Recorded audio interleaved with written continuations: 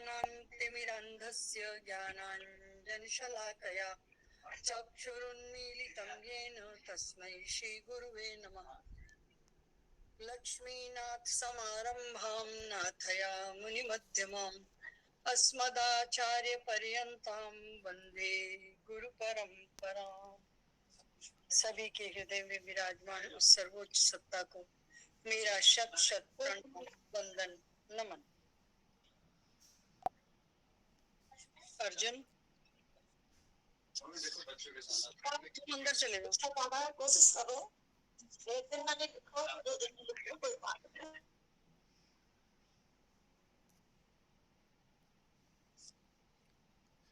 जी कुछ और ही निकला पड़ा। जी हम थे कि क्षेत्र किसको कहेंगे। अगर क्षेत्र और क्षेत्रज्ञ का ज्ञान जो मैंने कल बताया, यदि वही ज्ञान है तो उस क्षेत्र क्षेत्र क्या है। अब हम क्षेत्र को पहचाने, क्योंकि प्रभु ने ये कहा कि क्षेत्र और क्षेत्रज्ञ को जो तत्वतः जान लेता है वो मैं हूँ। पहले तो उन्होंने कहा कि क्षेत्र और क्षेत्र को जानने वाला क्षेत्रज्ञ है और क्षेत्रज्ञ तो मुझे जानो। तो वो क्षेत्रज्ञ जो जानता है वो कहते हैं कि वही ज्ञान है, इसको जानना ही ज्ञान है, इसको जानने वाला ही ज्ञानी है। तो उन्होंने अब प्रभु हमें बता रहे हैं कि क्षेत्र क्या है। जब यही ज्ञान है तो ज्ञान को शुरू किया जाए, और शुरू किया जाए तो सबसे पहले क्षेत्र। क्षेत्र में बताया कल जो हमने पढ़ा था, पंचभूतान्य अहंकारो बुद्धिरव्यक्तमेव च इंद्रियाणि दशैकंच पंचचेंद्रिय गोचरा। ये जो बात कही गई ये क्षेत्र के विषय में कही गई कि क्षेत्र ये है में 5 महाभूत, अहंकार, बुद्धि, मूल प्रकृति, 10 इंद्रियां, मन और 5 इंद्रियों के विषय ये बताए गए। और इसके अलावा क्या बताया गया, इच्छा द्वेष सुख दुखम संघातश्चेतना धृति एतत् क्षेत्रम समासेन सविकारम उदाहृतम।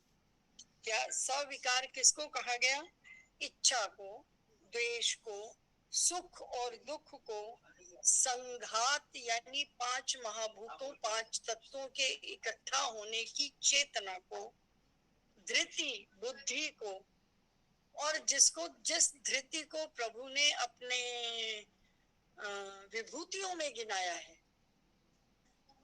उस धृति को इस क्षेत्र का एक हिस्सा बताया गया और कहा गया ये भी क्षेत्र में आता है। ये सारे अपने विकारों सहित क्षेत्र में है। मैंने पहले भी बताया था, विकार का अर्थ कुछ गलत नहीं होता। आज हम उसे गलत रूप में, गलत अर्थ, उसका जो अर्थ आज के तारीख में हम लेते हैं वो है किसी भी चीज में विकृति का आ जाना विकार। वस्तुतः विकार वो नहीं है। कोई भी चीज जब अपने मूल रूप में ना रहकर मूल रूप से कुछ भाव को परिवर्तित करती है वो उसका विकार है। और उस विकार में उन्होंने गिनवाया कि इच्छा द्वेष सुख दुख संघात की चेतना धृति, ये सारे ही विकार कहे गए हैं। और इन विकारों के साथ जो इन विकारों के रूप हैं, क्या क्या, अमानित्वम, दंभित्वम, अहिंसा, शांतिरार्जवम, आचार्योपासनम, शौचम, स्थैर्यमात्म विनिग्रहम। अब यहाँ तक की बात उन्होंने बताई कि अमानित्व, जहां मान से रहित, जिसके लिए पहले आया था निर्मान दोषा, कि जहां पर मान और अपमान की भावना अलग हो गई है, मान से जो रहित हो गया है, जिसको मान की आवश्यकता नहीं है, दंभित्वम, जिसमें दंभ के आचरण का अभाव हो गया है, अर्थात उसमें कहीं भी अहंकार नाम की चीज नहीं बची है। फिर उन्होंने कहा शांतिरार्जवम, अर्थात किसी भी प्राणी को न सताना, और क्षमा भाव, और फिर क्या, आचार्योपासन, जिसके लिए प्रभु ने पहले कहा था कि किसी भी आचार्य के समीप जाकर उसका प्रणिपात करके, उसका सन्निधान करके उससे तत्व के बारे में जानकारी लेना, उससे प्रश्न पूछना, जिज्ञासु होना, वो बात यहाँ कही गई। फिर कहा शौचम, शौच है अंदर और बाहर की शुचिता।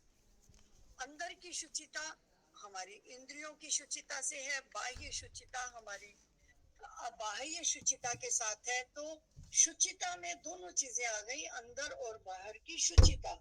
स्थैर्य मात्म विनिग्रह, कि जहां पर श्रद्धा और सरल वाणी, सरलता है, भीतर बाहर की सेवा है, गुरु की सेवा है, जिसके लिए कहा गया था ईश्वर प्रणिधान। और वो गुरु की जो सेवा है, भीतर और बाहर की जो शुद्धि है, अंतःकरण की स्थिरता, अर्थात उस अंतःकरण में स्थिर का भाव हो, अस्थिर ना हो, चंचल ना हो। ये नहीं आज आपने लक्ष्य पकड़ा इधर जाना है, कल आपने लक्ष्य पकड़ा इधर जाना है, परसों का सीधा जाना है, हर बार से वापस आ रहे हो, यहीं से चल रहे हो, पहुंच कहीं पा नहीं रहे। स्थिरता, जिसके लिए पहले आया था निश्चयात्मिका बुद्धि। तो स्थिरता होनी चाहिए, और मन और इंद्रियों सहित शरीर का निग्रह, जिसमें मन जो छठी इंद्रिय है उसका भी निग्रह चाहिए। मौन मात्म विनिग्रह पहले हमारे आ चुका है, उसी बात को यहाँ कहा कि मन का, वाणी का, अर्थात सभी इंद्रियों का निग्रह, कंट्रोल। कंट्रोल का अर्थ है जितना चाहिए उतना मक्खी किनारे से शहद की ले और वहां से उड़ जाए, बीच शहद में नहीं बैठ जाए।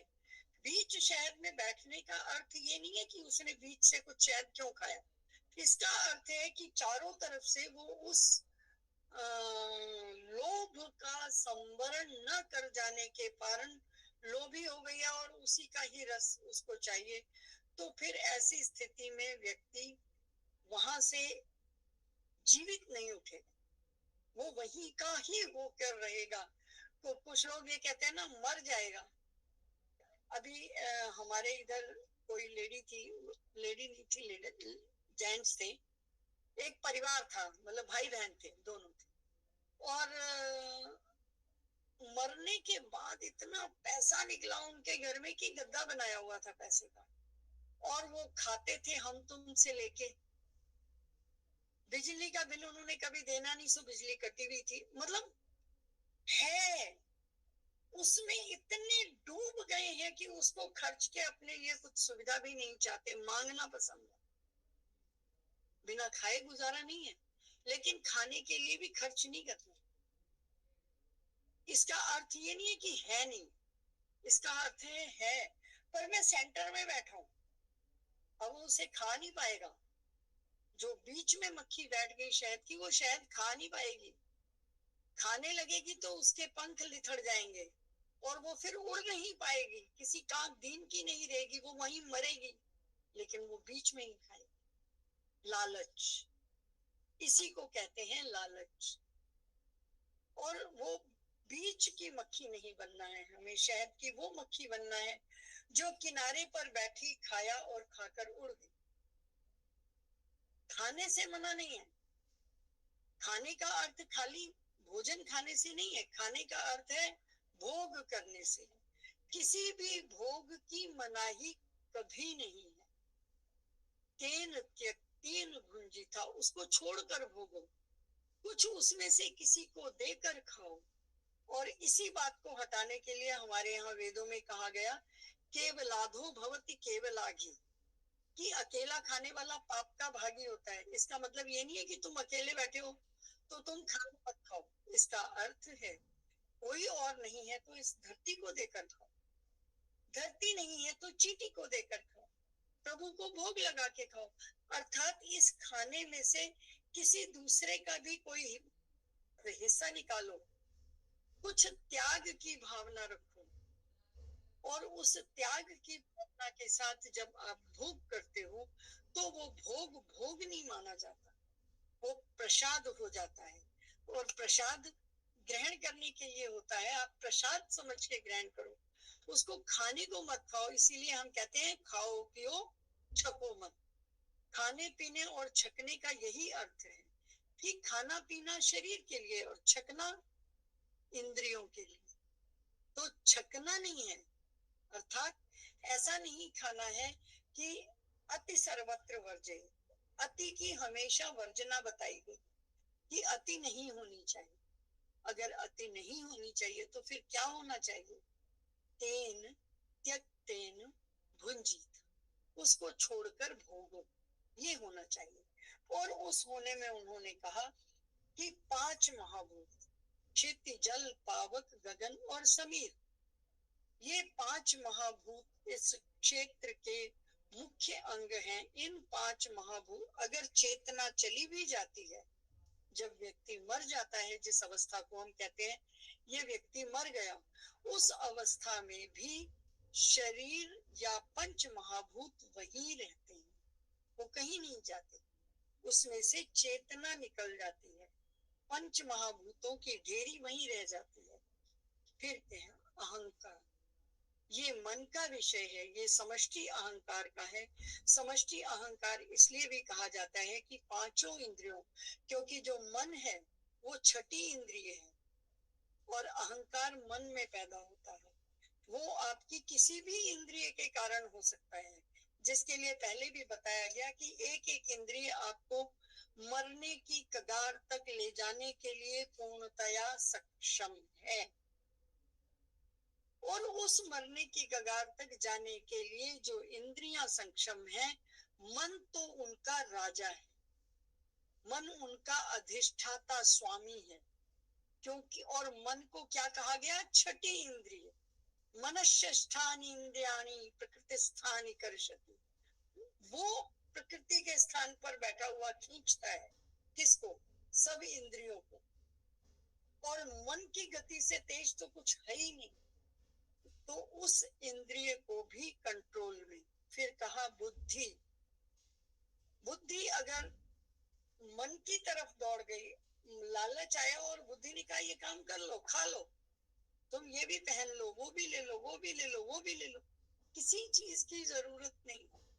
और देखी बाजार में तो रुका ही नहीं गया, नहीं चाहिए तो नहीं था पर फिर पसंद आया ले आई। जब चाहिए नहीं था तो लाए क्यों? और लाए तो फिर चाहिए होगा ना। हम दोनों बातें नहीं छोड़ते। नहीं नहीं चाहिए नहीं है पर मैं ले आई, ले आई कोई बात नहीं, तो चाहिए होगा तभी लाए ना। उसके लिए आपने कुछ त्यागा है, तो बिना जरूरत के तो नहीं त्यागा है। और अगर त्यागा है तो मान जाइए कि आपको ये चाहिए था। और अगर लालच में लाए तो गलत लाए। किसी एक व्याख्या पर, एक अपनी एक्सप्लेनेशन पर तो अड़ोगे। तो उन्होंने कहा बुद्धि। फिर आया मूल प्रकृति। 2 तत्व हैं, एक मूल प्रकृति, एक पुरुष। जो मूल प्रकृति है वो सविकार है, क्योंकि पुरुष तत्व में कोई विकार नहीं है, वो जड़ है, एक तरह से पूर्ण चेतन है लेकिन जड़ है। जड़ हम उसको जड़ है इसलिए जड़ नहीं है, जड़ इस सेंस में है कि उसमें कभी कोई विकार नहीं होता, वो जैसा है। उसका ना कोई आदि है ना कोई अंत है, वो है। जब हम कहते हैं कि उसका मूल नहीं है या वो किसी से पैदा नहीं है, तो नहीं हटा दो तो वो है। वो जो है ना, उसके कारण उसको कहा गया कि वो चंचल नहीं है। जड़ है मतलब स्थिर है, वो स्थिर है। उस स्थिर के विपरीत जो प्रकृति है वो चेतन है। चेतन है अर्थात चंचल है, वो चलायमान है। और सारे ही आप देखा जाए तो प्रकार जो बदलते हैं प्रकृति के बदलते हैं, पुरुष के नहीं बदलते। और इसी बात को किसी दर्शनकार ने इसको बढ़ाते हुए, सांख्य दर्शन को सिखाते हुए किसी ने ये कहा कि अगर हम बुद्धि को बहुत मथें, अगर हम बुद्धि को बहुत मथें या बुद्धि के ऊपर बहुत चर्चा करें या बुद्धि के ऊपर बहुत बात करें या इसको तत्वतः जानने का प्रयास करें तो निकल के आता है कि बुद्धि मन से संचालित हो जाती है। पूर्णतया बुद्धि मन से संचालित नहीं है, क्योंकि बुद्धि में यदि चेतन तत्व अधिक होगा तो वो चेतना की तरफ जाएगी, वो तुम्हें कहेगी ये रास्ता गलत है, इधर चलो। लेकिन बुद्धि का एक हिस्सा जो निश्चयात्मिका तत्व तक नहीं गया है, वो मन के साथ संचालित है कि बुद्धि के बिना कहे तो मन काम कर ही नहीं सकता ना। प्रेरणा तो बुद्धि से ही जाएगी, और वो प्रेरणा आई कहाँ से? मन से। मन को कहाँ से आई? इंद्रियों से। आप रास्ते में चल रहे हैं, आपने गोलगप्पे देखे और आपके मन ने कहा खाना चाहिए, आपकी जीभ ने राल टपकाई, मन ने कहा खाना चाहिए और बुद्धि ने कहा हाँ पैसे भी हैं ले लो। एक तर्क शक्ति जागृत हुई और आपने देखा आपके पास क्रय शक्ति है, आपने खरीद लिया। अब ये संचालित कहाँ से है? इंद्रियों से। होना क्या चाहिए था? आपका आप शांति से बैठे होते, आपका आपकी बुद्धि सोचती कि आज ये दिन है, ये खाना चाहिए।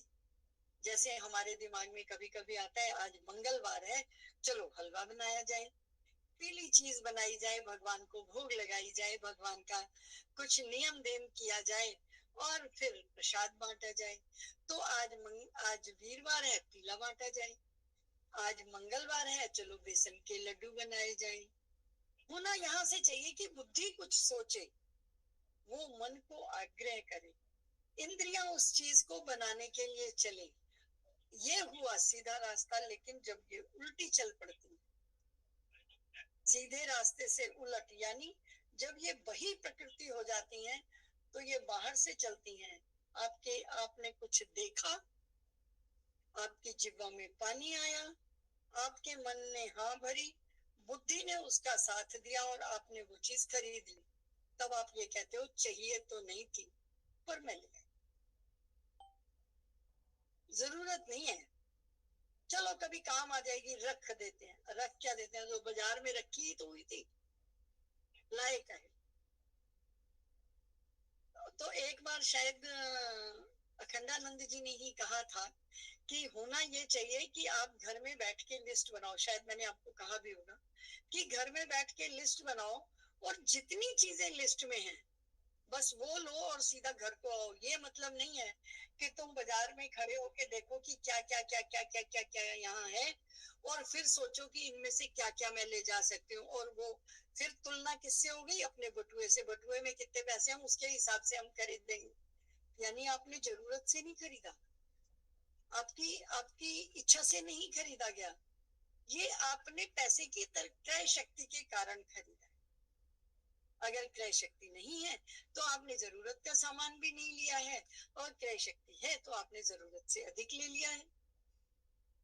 तो वो कहते हैं कि ये नहीं होना चाहिए। गीता हमें कहती है एक लक्ष्य बनाओ, लक्ष्य का निर्धारण करो, रास्ते पर चलो, वहां आप लक्ष्य तक पहुंच जाओ, बात खत्म। इससे फालतू नहीं बढ़ना। तो कभी कभी मुझे अखंडानंद जी बहुत मौके पे ध्यान आ जाते हैं कि वो बड़े मजे से कहते हैं क्यों ले जाते हो ये सारे सामान, किसने कहा है, क्या करोगे? फिर इसमें 6 चीजों में से 2 चीजें खराब हो जाएंगी, आप फेंकोगे। फिर फेंकते हुए तो आपको फेंकनी पड़ेगी क्योंकि खराब हो चुकी है। फिर आप क्रय शक्ति को भले ही रहो, फिर बाद में कहोगे मैं पहले ही सोच रहा था ये ना ले जाऊं, मैं ले आया लेकिन अब ये खराब हो गई, अब फेंकनी पड़ेगी, नुकसान हो गया। इतना सोचने, इतना दिमाग खराब करने के लिए सामान खरीदा क्यों? खरीदने की आवश्यकता नहीं थी। उनका मानना यह था कि घर से लिस्ट बना के ले जाओ, वहां जाओ, उतना सामान खरीदो और वापस घर को। फिर दुकानदार के पास पड़े सामान में से लिस्ट मत बनाओ। कहने का भाव ये है कि आपकी बुद्धि से जो बात उठे उस बात को आगे सारी इंद्रियां दर बदर करती चली जाएं। ये सीधा रास्ता है और वो होना चाहिए।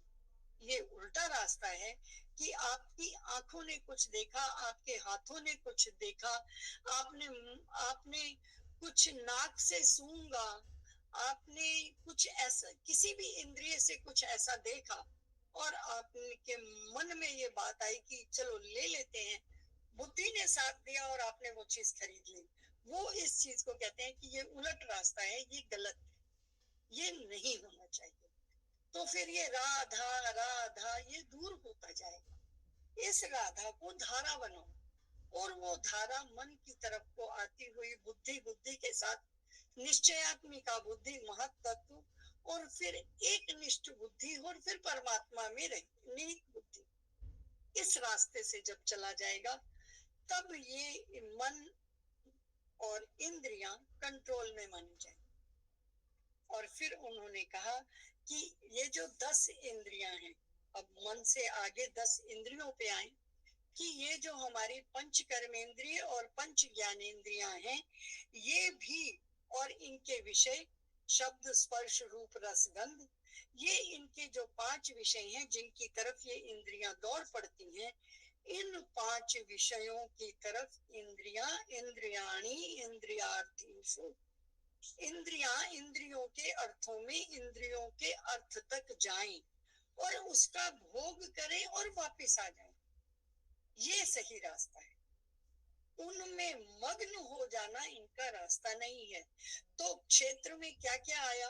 शरीर आया, शरीर के शरीर अर्थात पंच महाभूत, उसके तत्व आए मन बुद्धि अहंकार, फिर उसके बाद उसके 5 इंद्रियां, पंच कर्मेंद्रियां, पंच ज्ञानेंद्रियां, इनसे ये शरीर बने। इन शरीर के विषयों में अगर आए तो हम इच्छा, द्वेष, सुख, दुख, इच्छा, कुछ प्राप्त करने की इच्छा, तो क्या खाली प्राप्त को प्राप्त करने की इच्छा? नहीं, अप्राप्य को प्राप्त करने की इच्छा इज इच्छा, यानी जो हमें प्राप्त नहीं है, जो हमारे पास नहीं है, उसको प्राप्त करने की इच्छा।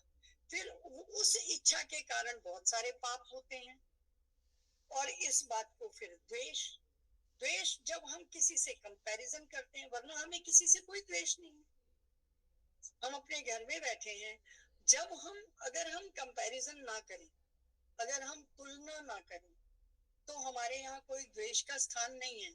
लेकिन हम प्रतिपल तुलना करते हैं, कभी अपने बच्चे की दूसरे के बच्चे के साथ, अपने घर की दूसरे के घर के साथ, अपने सोफे की दूसरे के सोफे के साथ, अपने, लेकिन हम कभी ये नहीं सोचते कि उसके पास इतना ज्ञान है, मैं भी अर्जित कर लूं। और यही हमारा नहीं होता, यही कंपैरिजन नहीं होता, बाकी सारे कंपैरिजन होते हैं। और वहां से क्या पैदा होता है? द्वेष। फिर कहा गया सुख दुख, ये द्वंद्व है, ये हम पहले भी डिटेल में कर चुके हैं कि जहां सुख नहीं है वहीं दुख है, और हर समय एक चीज हो नहीं सकती, क्योंकि ये द्वंद्वात्मक है। जितना प्रकाश होगा, कहीं ना कहीं अंधेरा भी उतना ही होगा, और जहां जहां प्रकाश होगा वहां अंधेरा नहीं होगा। उसी तरह से सुख और दुख द्वंद्व है, ये साथ चलते हैं। अगर आप चल रहे हो, परछाई है, तो आप परछाई नहीं हो, आपका शरीर परछाई नहीं है, धूप के कारण परछाई है, लेकिन धूप भी परछाई नहीं है।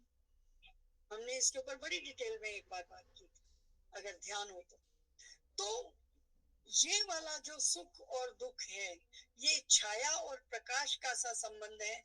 जहां छाया है, जहां प्रकाश है, वहीं छाया नहीं है। छाया कहाँ है या अंधकार कहाँ है? जहां प्रकाश नहीं है। तो उसके बाद आया स्थूल देह का पिंड, ये मैं छठा श्लोक समझा रही हूँ। स्थूल देह का पिंड जो है, उस चेतना, उस धृति के निकल जाने के बाद भी रहता है, जिसके लिए कल मैंने समझाया था कि बाली का शव पड़ा था, उसकी पत्नी ने कहा कि, तो कहा किसके लिए?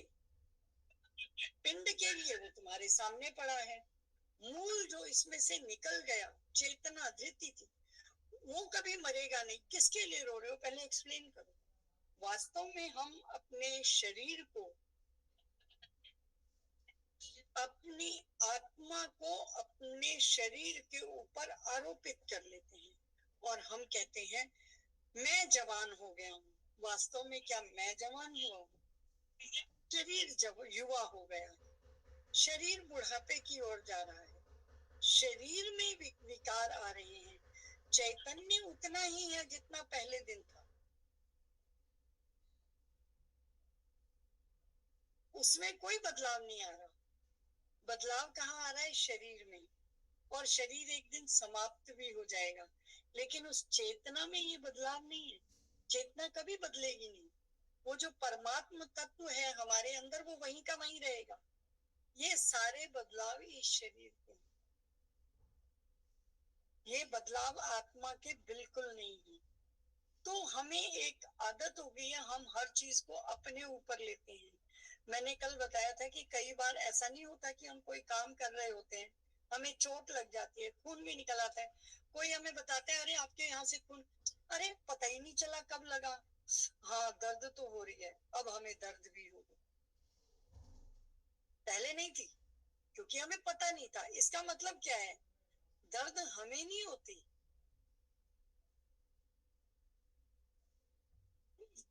ये शरीर के भोग हैं, शरीर के कष्ट हैं, आत्मा का कोई भोग नहीं।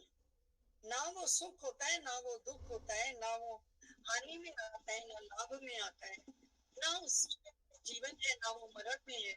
वो परमात्मा तत्व है। वो ठीक है इस समय इस शरीर में, जैसे 4 जगह का पानी लाके रखा, सब घड़े फूटे और पानी पानी में मिल गया, फिर पानी की अलग सत्ता नहीं है। उसी तरह इस चेतन की उस असीम सत्ता के साथ जब मिलान होगा, या वो ये चेतन उस असीम सत्ता का हिस्सा है, और जब ये बर्तन टूटेगा, या जब इस बर्तन का पानी दूसरे बर्तन में, बड़े बर्तन में डाल दोगे, ये उसका हिस्सा बन जाएगा, ये फिर इस शरीर का हिस्सा नहीं रहे।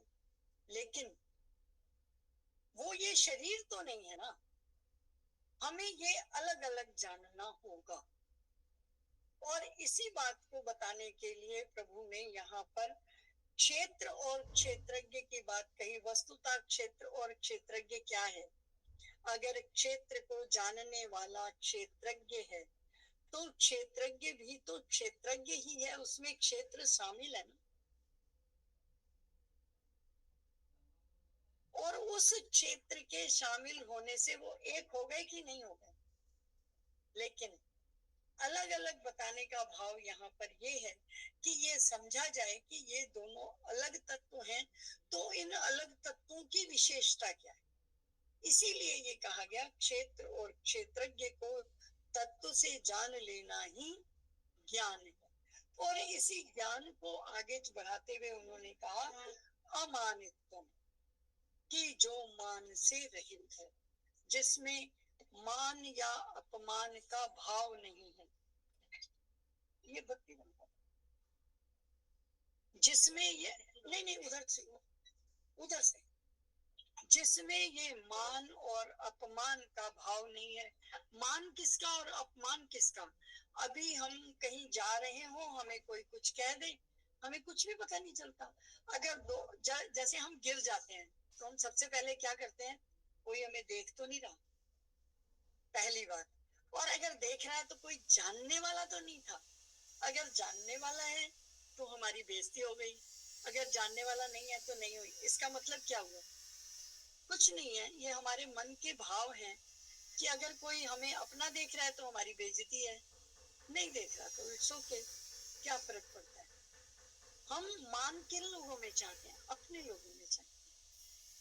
इसीलिए हम हर बार अपने अगल बगल बताते हैं, क्योंकि हमें उनसे मान की अपेक्षा है। अगर मान की अपेक्षा ना हो तो बताने का कोई मतलब नहीं है ना। और अगर वास्तव में कोई आपको बताने आया है और वो 1 घंटा आपके पास आए, अपनी अपनी अपनी अपनी अपनी अपनी बोले जाए, घंटे बाद चला जाए, तुम्हारी ना सुने, तो क्या आई थी? एक घटी, अपनी अपनी गाती रही, अपना ही अपना रोती रही, मेरा तो सुना नहीं। यानी आप भी दुखी थे, वो तो दुखड़ा रो गई, आप सुना नहीं पाए। आपका दुखड़ा था, आप सुना नहीं पाए, इसलिए आप दुखी हो। अगर आप भी उसको सुना पाते तो फिर आपको लगता हाँ सब ठीक है। तो वो गलत नहीं है ना। गलत कहाँ हो गया कि वो सुना गई, आप सुना नहीं पाए, दुखी आप भी थे। तो फिर आप उसका सुन क्या रहे थे? पर सुन भी रहे थे, उस समय रस आ रहा था, सुन रहे थे, और बाद में लगा अरे वो 1 घंटा अपना ही अपना गाती रही, उसने मेरा तो सुना ही नहीं। तो ये जो मान और अपमान की है बात, ये हम कुछ लोगों के साथ ही होता है। आप इसका छोटा सा उदाहरण लें, हम अपने देश में छोटा काम नहीं कर सकते, विदेश में जाके आराम से कर लेते हैं। क्यों? वहां इज्जत का सवाल नहीं होता। क्यों? क्योंकि वहां कोई अपना नहीं होता। जो तुम्हें बचपन से जानता हो, जो तुम्हारे बाप दादा को जानता हो, जो तुम्हारे परिवार की हिस्ट्री जानता हो कि इस परिवार में कितने बड़े बड़े योद्धा हुए और मैं कायर, वीर तो यहाँ, और करने वाला यहाँ की, अरे मेरे मेरे बाप दादा ऐसे थे, मैं ऐसा।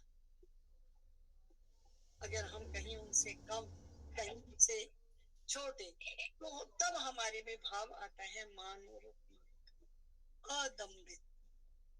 तो ये दंभ की जो भावना है, ये भी वास्तव में कुछ नहीं है, ये तुलनात्मक रूप में है। अगर हम कहीं होते हैं तो वही बात हमें खलती है, कहीं हम होते हैं और वही बात हमें नहीं खलती। इसका मतलब उस बात में मान अपमान नहीं है, परिस्थिति में मान अपमान। और फिर कहा गया अहिंसा। अहिंसा शरीर, मन और वाणी 3 तरह की बताई गई, और तीनों तरह की अहिंसा सात्विक, राजसिक, तामसिक के हिसाब से 9 तरह की हो गई। और इस तरह होते होते ये 102 तरह की अहिंसा होती है, जिसको हम करते चले जाते हैं, गिनते चले जाते हैं। और इस अहिंसा को हम न करें, मतलब इस अहिंसा का पालन करें, ऐसा माना जाना चाहिए। शांतिरार्जवम, अर्थात श्रद्धा भक्ति सहित मन और वाणी की सरलता। मन की सरलता यानी जो है, जैसा है, जहां है के आधार पर कहा जाए, किसी के मुंह को कुछ, किसी के मुंह को कुछ, ऐसा ना कहा जाए, ये मन की सरलता है। और वाणी की सरलता है कि इस वाणी से झूठ न बोला जाए, कपट ना किया जाए, पाखंड ना किया जाए, किसी से दुर्व्यवहार ना किया जाए। और उसका सबसे अच्छा तरीका क्या है, जिसको हमने 2 श्रेणी में गिना, पाप और पुण्य। पाप क्या है? जो किसी के भी पाप की परिभाषा सबसे सरल आज तक कोई बनी है, तो ये है कि अगर हमारे किसी भी कर्म से सामने वाला दुखी होता है तो ये पाप है।